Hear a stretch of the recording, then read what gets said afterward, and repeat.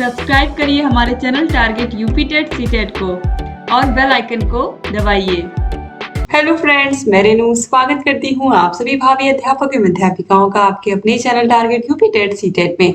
दोस्तों, आज इस वीडियो में हम अनुस्वार और अनुनासिक में क्या अंतर है इसके बारे में पढ़ने वाले हैं। इससे पहले की क्लास में हमने अनुस्वार और अनुनासिक का कहाँ कैसे कैसे प्रयोग होता है इसके बारे में मैंने आपको बताया था और इनमें मुख्य रूप से क्या डिफरेंस होता है आज इस वीडियो में हम समझेंगे। दोस्तों, यहाँ पर आप देखिए, जो अनुस्वार होता है ये इस तरीके से एक बिंदु होता है जो अंक के ऊपर होता है और ये जो चांद बिंदी होती है ये होता है अनुनासिक। तो चलिए देखते हैं यहाँ पर क्या क्या डिफरेंस होता है और कहाँ इनको हम यूज करते हैं। देखिए, अनुस्वार और अनुनासिक में अंतर निम्न प्रकार से स्पष्ट किया जा सकता है। पहला है, अनुस्वार में पूर्ण बिंदु का प्रयोग किया जाता है जबकि अनुनासिक में चंद्र बिंदु का प्रयोग किया जाता है। ये तो ऑलरेडी आपने देख लिया। अनुस्वार को बदलकर वर्ण के रूप में लिखा जा सकता है परंतु अनुनासिक को परिवर्तित करके नहीं लिखा जा सकता। जैसे कहीं कहीं आप देखते हो इस तरीके से मंदिर लिखा हुआ होता है, कहीं कहीं इस तरीके से भी मंदिर लिखा हुआ होता है, आधा ना भी हम लगा देते हैं बिंदु की जगह पर, लेकिन हम इसमें ये काम नहीं कर सकते हैं। अनुस्वार को बदलकर वर्ण के रूप में लिखा जा सकता है परंतु अनुनासिक को परिवर्तित करके नहीं लिखा जा सकता। तो यहाँ पर दोस्तों देखिए, जो अनुस्वार होता है यहाँ पर आपको समझ में आ गया कि किस तरीके से हम इसको लिख सकते हैं। लेकिन अगर हमें चांद लिखना है तो चांद लिखने के लिए हम इसी तरीके से यहाँ पर चा के ऊपर चांद बिंदी का ही प्रयोग करेंगे। ठीक है, आंख लिखना है हमको तो आंख के लिए चांद बिंदी यानी कि चंद्र बिंदु का ही प्रयोग करेंगे।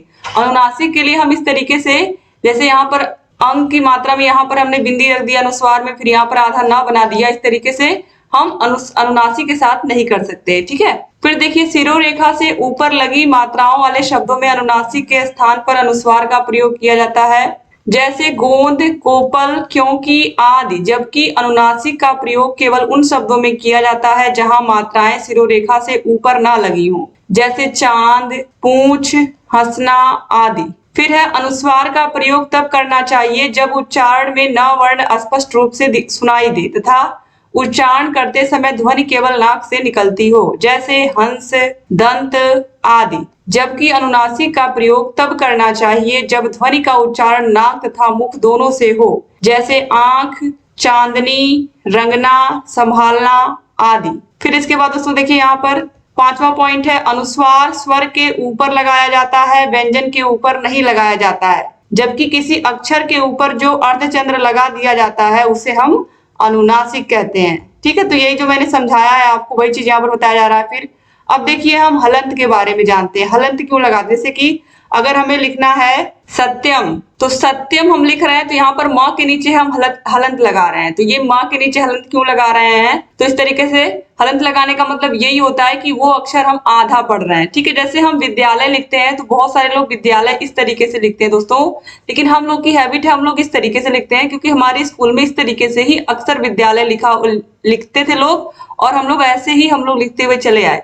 तो ये जो आधा द है, इस तरीके से यहाँ पर द के नीचे हलंत यानी कि इसको आधा पढ़ा जाए, तो ये भी विद्यालय है, ये भी विद्यालय है।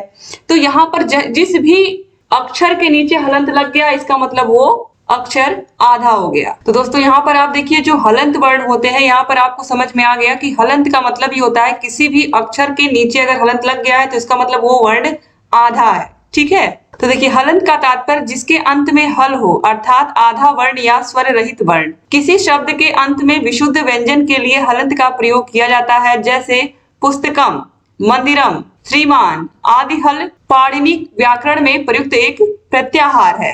हल का अर्थ है ह से लेकर ल के मध्य के वर्ण। पाणिनि सूत्र में हल प्रत्याहार के अंतर्गत समस्त व्यंजन वर्ण आते हैं, इसलिए हल का अर्थ हुआ व्यंजन वर्ण। इस प्रकार जिस शब्द के अंत में स्वर रहित व्यंजन हो उसे हलंत शब्द कहते हैं। हलंत शब्द को व्यक्त करने के लिए हल चिन्ह का प्रयोग किया जाता है। यह हल चिन्ह जब किसी शब्द के अंतिम वर्ण के नीचे लगता है तो उसे हम हलंत शब्द कहते हैं। तो देखिए, यहाँ पर इसके बाद है विसर्ग। विसर्ग महाप्राण सूचक एक स्वर है। रामः, प्रातः, अतः, संभवतः आदि के अंत में विसर्ग आया है। विसर्ग के साथ स्वर या व्यंजन लगाने से इसमें ध्वनिगत परिवर्तन होता है। इसका वाचन करते समय अंत में अह आता है, जैसे रामावतारः, सरोजः, सुरेंद्रः पावकः आदि। यह कभी कभी दो शब्दों के बीच में भी लगता है, जैसे दुख, अधः पतन, अधः पतन। ठीक है, तो ये शब्दों के बीच में भी लगता है। तो विसर्ग आप लोगों को पता ही है कि किस तरीके से इसका जो उच्चारण होता है वो होता है कि प्रातः क्या आता है, पीछे अह आता है। अब इसके बाद आगे आते हैं दोस्तों, इसके बाद देखिए अनिवार्य संस्कृत में शुद्ध उच्चारण। अनिवार्य संस्कृत शिक्षण में उच्चारण की अशुद्धियां बहुत बाधक होती हैं। शुद्ध आक्षरिक उच्चारण ही भाषा के ज्ञान का प्रथम चरण है। मौखिक भाषा में उच्चारण का विशेष महत्व होता है, क्योंकि उच्चारण की अशुद्धि से अर्थ का अनर्थ हो जाता है। उच्चारण के भेद देखिए, पहला है स्वरकृत भेद, उच्च स्वर से मंद स्वर। फिर है कालकृत भेद, समय के अनुसार उच्चारण में अंतर आता है। फिर है स्थानकृत भेद, मुख अवयवों की क्रियाशीलता। फिर है अभ्यांतर प्रयत्नकृत भेद, इसमें क्या होता है देखिए, मुख अवयवों के साथ जीभ की क्रियाशीलता के अनुसार भेद। फिर है बाह्य प्रयत्न भेद, वर्ण में श्वास की क्रियाशीलता के आधार पर भेद करते हैं। अब देखिए शुद्ध उच्चारण के मुख्य तत्वों में क्या क्या है, तो सबसे पहले है ध्वनि व्यवस्था, फिर है बल, फिर है लय, फिर है स्वराघात, फिर है गति और फिर है विराम। तो सबसे पहले लय के बारे में हम पढ़ेंगे। कोई भी चीज जब लय ताल के साथ गाई जाती है तो हमें वो चीज बहुत अच्छी लगती है, जैसे कि कविता हुई, बहुत अच्छी लगती है, वीर तुम बढ़े चलो, धीर तुम बढ़े चलो, इस तरीके से। इसी प्रकार अगर कोई दोहा है तो हमें बहुत अच्छा लगता है, रही मन पानी राखिए, बिन पानी सब सून, पानी गए ना उबरे, मोती मानुष चून। ठीक है, तो इस तरीके से कोई चीज जब गा करके सुनाई जाती है या दोहा हो, कविता हो, तो हमें बहुत अच्छा लगता है। ठीक है, तो प्रवाह पूर्ण उच्चारण के लिए लय का होना बहुत आवश्यक होता है। एक अक्षर बोलने के बाद दूसरा अक्षर बोलने के मध्य समान समय देने को ही हम लय कहते हैं। लय के साथ किया गया उच्चारण प्रवाह पूर्ण होता है, इसलिए संस्कृत या हिंदी उच्चारण के लिए लय का ज्ञान होना आवश्यक है। कहाँ पर रुकना है, कितना आगे बढ़ना है, फिर रुकना है, दो शब्दों के बीच में कितना गैप रखना है, ये सारी चीजें हमें पता होनी चाहिए। फिर है स्वराघात। स्वराघात का मतलब सिंपल सा मतलब होता है कि कहाँ पर हमें तेज बोलना है, कहाँ धीरे बोलना है। जब भी कोई कहानी, कविता, नाटक कुछ भी हम पढ़ रहे हैं तो किस तरीके से हमें किस शब्द पर ज्यादा जोर लगाना है। तो उच्चारण के समय ध्वनियों के समुचित आरोह अवरोह को ही स्वराघात कहते हैं। उच्चारण में स्वराघात का विशिष्ट महत्व है। उच्चारण करते समय ध्वनियों के ऊपर उठने तथा ध्वनियों के नीचे जाने के लिए आरोह अवरोह का होना आवश्यक है, इसलिए शुद्ध उच्चारण के लिए स्वराघात पर समुचित ध्यान देकर छात्रों को प्रशिक्षित करना चाहिए। फिर है गति। गति का अभिप्राय है शब्द समूहों को बिना हिचकिचाहट एवं रुकावट के बोलना। उच्चारण की गति न अधिक तीव्र होनी चाहिए, न अधिक धीमी। प्रवाह पूर्ण उच्चारण के लिए छात्रों को सामान्य गति से बोलने के लिए प्रशिक्षित किया जाना चाहिए। यानी कि जो गति है वो एक समान जब होती है, जब बच्चा कोई कहानी आपके सामने पढ़ रहा है और बहुत ही आराम से अच्छे से पढ़ रहा है, जो उसकी गति है वो एक समान है। जैसे जब बच्चों को मात्रा का ज्ञान नहीं होता है तो बच्चा अगर पढ़ रहा है, अगर वो कविता लिखा हुआ है कॉपी में तो क, वहां पे छोटी की मात्रा वी, ता पे आ की मात्रा ता, कविता, इस तरीके से पढ़ेगा।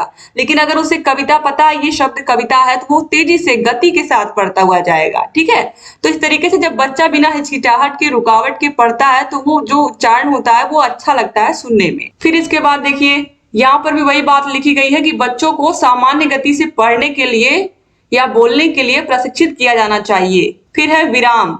ये बहुत महत्वपूर्ण है कि बच्चों को ये पता हो पूर्ण विराम के बाद थोड़ा सा रुकना होता है, फिर आगे बढ़ना होता है। तो विराम का अभिप्राय है क्षण भर के लिए रुकना। उच्चारण की शुद्धता विराम हेतु विराम चिन्हों का ध्यान रखते हुए रुक रुक कर पढ़ने से लंबे वाक्य भी सरल एवं सुबोध बन जाते हैं। इसलिए उच्चारण की शुद्धता के लिए विराम चिन्हों का सही ज्ञान होना अति आवश्यक है। जैसे प्रश्नवाचक चिन्ह है, तुम कहाँ जा रहे हो, तो एक उसमें होना चाहिए, जब बच्चा पढ़े तो लगे कि हाँ वाकई में उसे प्रश्नवाचक चिन्ह का उसे ज्ञान है, उसे पूर्ण विराम का ज्ञान है, उसे कॉमा का या अर्ध विराम का उसको ज्ञान है, अल्प विराम का उसको ज्ञान है। ये सारी चीजें बच्चे को तभी पता चलेंगी जब उसको अच्छे से ये सारी चीजें जानकारी इसकी दी गई होगी। फिर हम आगे बढ़ते हैं, उच्चारण संबंधी अशुद्धियां और दोषों को दूर कैसे हम कर सकते हैं बच्चों के। तो उच्चारण संबंधी जो अशुद्धियां हैं उनको दूर करने के उपायों में देखिए, संस्कृत शिक्षक को छात्रों में शुद्ध उच्चारण कौशल विकसित करने के लिए सर्वप्रथम इसके मार्ग की बाधाओं को दूर करने का प्रयास करना चाहिए। इसके पश्चात उच्चारण कौशल विकसित करने वाले उपायों का प्रयोग करना चाहिए। संस्कृत उच्चारण दोषों से संबंधित समस्याओं का समाधान अनुस्वार एवं अनुनासिक हलंत एवं विसर्ग का उचित प्रयोग सिखाकर दूर किया जा सकता है। यानी कि जो बच्चे हैं अधिकतर ये अनुस्वार में, अनुनासिक में जो हलंत लगाते हैं हम, इन सब में, और कहाँ पर बड़ी की मात्रा है, कहाँ पर छोटी की मात्रा है, कहाँ पर छोटा ऊ की मात्रा है, कहाँ पर बड़ा ऊ की मात्रा है, ए की मात्रा, ए की मात्रा, मोस्टली इन्हीं में अक्सर बच्चे गलती करते हैं। क्योंकि आप सभी लोगों को ये चीज पता है कि मैं खुद एक प्राइमरी टीचर हूँ, तो मैं जब बच्चों की कॉपियां चेक करती हूँ तो मोस्टली यही गलतियां मिलती हैं, खासकर छोटी, बड़ी और छोटा ऊ, बड़ा ऊ, इसमें तो मैक्सिमम बच्चे गलती करते हैं। और ये अनुस्वार और अनुनासिक में भी बच्चे गलतियां करते हैं। तो इस वजह से दोस्तों बच्चों को जो मात्रा का ज्ञान है वो सही देना बहुत बहुत इंपॉर्टेंट होता है। ठीक है, तो देखिए यहाँ पर पहला है उच्चारण में अनुस्वार एवं अनुनासिक का प्रयोग, फिर है उच्चारण में हलंत का प्रयोग, फिर है उच्चारण में विसर्ग का प्रयोग। ठीक है, अब इसके बाद देखिए उच्चारण में हलंत का प्रयोग कैसे होता है, ध्यान से यहाँ पर हम देखेंगे। तो देखिए हलंत शब्द का अर्थ बदलने की शक्ति रखता है। हल चिन्ह को लगाकर किसी वर्ण को आधा स्वर रहित बनाया जाता है, जैसे पश्चात। यहाँ पर कुछ हलंत शब्द तथा उनके अंतर को स्पष्ट किया जा रहा है, जैसे जगत, संसार, जगत। तो इस तरीके से कुएं का चबूतरा, अगर यहाँ पर नीचे हलंत लग गया तो इसका मतलब है संसार, और अगर हलंत नहीं लगा है तो ये कुएं का चबूतरा होगा। सन, सन मतलब वर्ष, और सन खाली है तो इसका मतलब झूठ होता है। बम, तो ये शिव आराधना का शब्द है, जबकि बम जो है सिंपली ये विस्फोटक गोला होता है।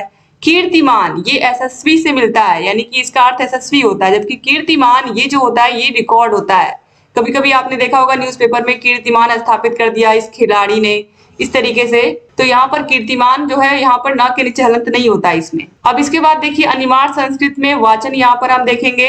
तो देखिए वाचन का अर्थ ही होता है पढ़ना। ठीक है, तो देखिए अनिमार संस्कृत में वाचन के लिए 4 कौशल पढ़ने, लिखने, बोलने तथा सुनने की आवश्यकता होती है। इसके साथ ही अनुस्वार, हलंत एवं विसर्ग आदि का ज्ञान भी होना आवश्यक होता है, तभी वाचन शुद्ध होता है। वाचन शब्द संस्कृत के वाग धातु से बना है, जिसका अर्थ है शब्द, वाणी अथवा कथन। वाचन को हम 2 रूपों में संकुचित एवं व्यापक में बता सकते हैं। संकुचित रूप में लिखे हुए अथवा छपे हुए शब्दों का उच्चारण करना वाचन कहलाता है। वाचन ध्वनियों के प्रतीकों, लिपिबद्ध शब्दों को गति के साथ पढ़कर अर्थ ग्रहण की प्रक्रिया वाचन या पठन कहलाती है। यह वाचन का विस्तृत अर्थ है। अब कैथरीन ओकानर के अनुसार वाचन सीखने की वह जटिल प्रक्रिया है जिससे सुनने की गतिवाही माध्यमों का मानसिक पक्षों से संबंध होता है। वाचन के प्रकार में चलिए देखते हैं। बहुत आसान है मौन वाचन और सस्वर वाचन, बहुत ही इजी है, जिसको आसानी से आप समझ सकते हो। तो मौन वाचन का मतलब यही है, कोई कविता, कहानी, नाटक कुछ भी लिखा हुआ है उसको आप अपने मन में पढ़ रहे हो। मौन का मतलब मुख से कोई आवाज नहीं निकालनी है। मौन मतलब जैसे कहते नहीं इन्होंने मौन व्रत ले लिया है, तो किसी ने मौन व्रत ले लिया इसका मतलब वो इंसान दिन भर कुछ नहीं बोलेगा।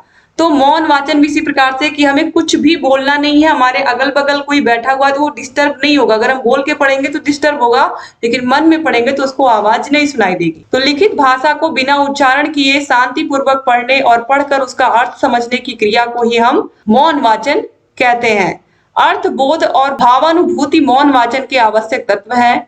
यह बात दूसरी है कि पाठक को यह अर्थ बोध एवं भावानुभूति किस सीमा तक होती है ये हम नहीं बता सकते हैं। मौन वाचन में पढ़ने वाले के ओंठ तक नहीं हिलते और मौन वाचन करते समय पाठ्यांश में वर्णित भावों और विचारों की ओर अधिक ध्यान दिया जाता है। इस प्रकार मौन वाचन अध्ययन की एक विधि है। लेकिन दोस्तों याद रखिएगा, क्योंकि आप डीएलएड की ट्रेनिंग ले रहे हैं तो आपको पता है क्लास 1 to 5 के बच्चों को ही आप पहले पढ़ाने को पाते हो। तो यहाँ पर जो मौन वाचन है इसका कॉन्सेप्ट नहीं है, क्योंकि अगर बच्चों को हम कहेंगे मन में पढ़ने के लिए तो क्लास 1 to 5 के बच्चे हैं। अब बच्चा मन में पढ़ रहा है कि नहीं पढ़ रहा है, कहाँ गलत पढ़ रहा है, कहाँ सही पढ़ रहा है, उसको वो चैप्टर समझ में आ रहा है कि नहीं आ रहा है, ये हम जान ही नहीं पाएंगे अगर बच्चा मन में पढ़ेगा। तो इसीलिए ये जो कॉन्सेप्ट है मौन वाचन का, ये बड़ी कक्षाओं के लिए, छोटी कक्षाओं के लिए बिल्कुल नहीं है। अब देखिए मौन वाचन के उद्देश्य क्या होते हैं। तो मौन वाचन के उद्देश्यों को यहाँ पर 4 भागों में बांट सकते हैं हम। पहला है ज्ञान। तो विद्यार्थियों को लिपि का स्पष्ट ज्ञान कराना और उनके शब्द सूक्ति भंडार में वृद्धि करना। जैसे मैंने कहा है आपको कि क्लास जब 4th सेमेस्टर की आपकी टीचिंग लगती है तो क्लास 6 to 8th में लगती है। इसका मतलब यहाँ पर ये सब चीजें दी गई हैं मौन वाचन की, ये थोड़े बड़े क्लास के लिए दी गई हैं और इसीलिए यहाँ पर आप मौन वाचन के बारे में पढ़ रहे हैं, क्योंकि इस क्लास तक बच्चों को हम मन में पढ़ने के लिए कह सकते हैं। क्लास 7th 8th के बच्चों को हम कह सकते हैं मन में पढ़ने के लिए। तो इससे क्या फायदा होता है, बच्चों के ज्ञान में वृद्धि होती है। फिर है विद्यार्थियों को वाक्य रचना का ज्ञान कराना और विभिन्न लेखन शैलियों से परिचित कराना। इसके बाद है विद्यार्थियों को मानव जीवन के विभिन्न पहलुओं का सामान्य ज्ञान कराना। इसके बाद है कौशल, विद्यार्थियों को उचित आसन में बैठकर पूर्ण मनोयोग से पठन में प्रशिक्षित करना। विद्यार्थियों को अर्थ ग्रहण करते हुए तीव्र गति से मौन पठन करने का अभ्यास कराना। फिर है विद्यार्थियों में लिखित सामग्री का अर्थ एवं भाव समझने की योग्यता का विकास करना। इसके बाद है रुचि, विद्यार्थियों की अध्ययन में रुचि उत्पन्न करना। विद्यार्थियों में समीक्षा करने की रुचि उत्पन्न करना, यानी कि बच्चों को मौन वाचन के लिए प्रेरित करना चाहिए ताकि उनको इसमें रुचि जागृत हो। फिर है अभिवृत्ति, तो विद्यार्थियों में भाषा सीखने एवं विभिन्न ज्ञान प्राप्त करने की प्रवृत्ति का विकास करना, यानी कि बच्चे खुद से अपने मन से किताब लेकर के बैठे और मौन वाचन को खुद से पढ़े या मौन वाचन करें, उनको किसी को कहना ना पड़े कि पढ़ो। फिर है विद्यार्थियों में भाषा, साहित्य, देश, जाति और धर्म के प्रति आदर के स्थायी भाव का निर्माण करना। अब है मौन वाचन के प्रकार, तो मौन वाचन का उद्देश्य एवं गति के आधार पर मौन वाचन को हम 2 भागों में बांट सकते हैं, गहन गंभीर वाचन और द्रुत वाचन। तो गहन और गंभीर वाचन में क्या होता है, ध्यान से देखिएगा। सामान्यतः गुण भाव एवं विचारों को उच्च स्तरीय भाषा एवं शैली में अभिव्यक्त किया जाता है। किसी पाठ्य सामग्री को मौन रूप में पूर्ण मनोयोग से बड़े धैर्य के साथ उसके प्रत्येक अंश का अर्थ एवं भाव समझने का प्रयास करते हुए पढ़ने की क्रिया को हम गहन वाचन कहते हैं। गहन वाचन या गंभीर वाचन में हम जितना भी लाइन पढ़ रहे हैं, एक एक लाइन का हम अच्छे से अर्थ समझते हुए उसके भाव को समझते हुए हम आगे बढ़ते हैं। और द्रुत वाचन में क्या होता है, देखिए द्रुत वाचन में क्या होता है, सामान्यतः वस्तुओं, क्रियाओं और घटनाओं का वर्णन सामान्य भाषा शैली में किया जाता है। जीवनियां और कहानियां भी प्रायः सामान्य भाषा में ही की जाती हैं। ऐसी लिखित सामग्री को पढ़कर समझने में पाठक को कोई विशेष प्रयत्न नहीं करना पड़ता है, वह उसे तीव्र गति से पढ़कर उसका अर्थ एवं भाव समझ सकता है। ठीक है, किसी की जीवनी पढ़ रहे हो आप, किसी के जीवन के बारे में कोई कहानी पढ़ रहे हो, तो इसमें आपको कुछ समझने की जरूरत ही नहीं होती, सारी बातें पहले से ही सब पता होती हैं। तो इसलिए यहाँ पर द्रुत वाचन यानी कि तेजी से भी हम उसको पढ़ के खत्म कर सकते हैं। और मौन वाचन से क्या लाभ होता है ये भी समझ लीजिए। तो पहला है, मौन वाचन में समय की भी बचत होती है। श्रीमती ग्रेस के अनुसार एक परीक्षण से यह पता चलता है कि कक्षा 6 के बालक 1 मिनट में सस्वर वाचन में 170 शब्द बोलते हैं और मौन वाचन में इतने ही समय में 210 शब्द बोलते हैं। मौन वाचन द्वारा एक छात्र दूसरे छात्र के वाचन में बाधा नहीं उत्पन्न कर सकता, यानी कि अगर आप मौन वाचन कर रहे हो तो अगल बगल आपके कोई भी व्यक्ति डिस्टर्ब नहीं होगा। सामूहिक वाचन के लिए मौन वाचन सर्वोत्तम होता है। फिर है, मौन वाचन के समय छात्र चिंतन भी करता चलता है, उसका ध्यान केंद्रित होता है। मौन वाचन द्वारा स्वाध्याय की आदत पड़ती है। मौन वाचन में मितव्ययिता होने के कारण दैनिक जीवन में व्यक्ति इसी का आधिकारिक प्रयोग करता है। ठीक है, हमेशा इंसान अगर कोई नहीं है साथ में तो वो बड़बड़ाएगा नहीं, वो अपने मन में ही सोचेगा। इसी प्रकार से अगर पूरी कक्षा में 40 बच्चे हैं, 40 के 40 बच्चे पढ़ना शुरू कर देंगे किताब को, तो आप समझ नहीं पाओगे कौन सा बच्चा पढ़ रहा है, कौन सा नहीं पढ़ रहा है और कौन सही उच्चारण कर रहा है, कौन नहीं कर रहा है। ठीक है, तो जब अपने मन में सारे बच्चे पढ़ रहे हैं तो क्लास में शांति बनी रहेगी। लेकिन ये बड़े क्लास के लिए फिर मैं ये आप लोगों को बोल रही हूँ। तो इस तरीके से मौन वाचन के बारे में आपने पूरी जानकारी यहाँ पर ले ली दोस्तों। तो उम्मीद करती हूँ कि वीडियो आपको पसंद आई होगी। वीडियो अच्छी लगी तो वीडियो को लाइक कर दीजिए और अगर अभी तक शेयर नहीं किया तो प्लीज इसको शेयर भी कर दीजिए अपने कॉलेज फ्रेंड्स को। तो ये आपकी तीसरी क्लास है हिंदी की। तो रेगुलर आपको हिंदी की क्लासेस भी मिल रही हैं। आगे आपको सारे के सारे विषय ऑलरेडी मैं पढ़ा चुकी हूँ। सारे विषयों की लिंक आपको मिल जाएगी डिस्क्रिप्शन बॉक्स, कमेंट बॉक्स में। अगर आपको सारे विषयों का नोट्स या पीडीएफ चाहिए तो पीडीएफ के लिए आप हमारे ऐप टारगेट यूपी टेस्ट को डाउनलोड कर लीजिए। ऐप में आपको सारे विषयों की क्लासेस मिलेंगी, सारे विषयों के नोट्स मिलेंगे, इस तरीके से हाथ से लिखे हुए सारे विषयों के आपको चैप्टर वाइज टेस्ट मिलेंगे। सारे विषयों के राजन और पवन सीरीज की पूरी पीडीएफ मिल जाएगी।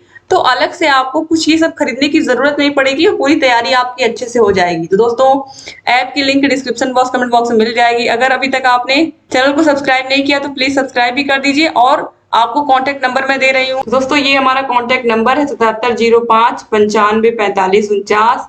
इस नंबर पर आप कांटेक्ट करके सारी की सारी जानकारी हमसे ले सकते हैं। ऐप के बारे में या कोई भी अगर समस्या तो हमसे पूछ सकते हैं। एक बार फिर से आप सभी का बहुत बहुत धन्यवाद। जय हिंद दोस्तों।